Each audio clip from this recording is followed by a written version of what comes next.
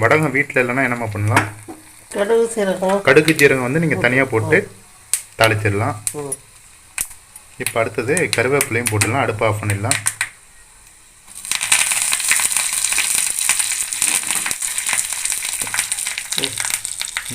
இப்போ நல்லா புரிஞ்சிச்சு. இப்போ குழம்பை தாளிச்சிடலாம்.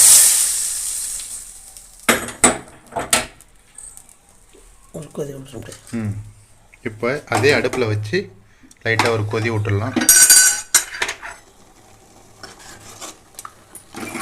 செம்ம வாசனையான சூப்பரான ஒரு பூண்டு மிளகு குழம்பு ரெடி ஆகிடுச்சு. பாருங்கள், கொதி வந்துச்சு. இப்போ அடுப்பு ஆஃப் பண்ணிடலாம்.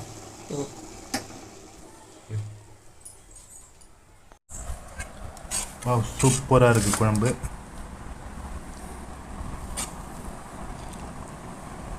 பூண்டு, பருப்பு,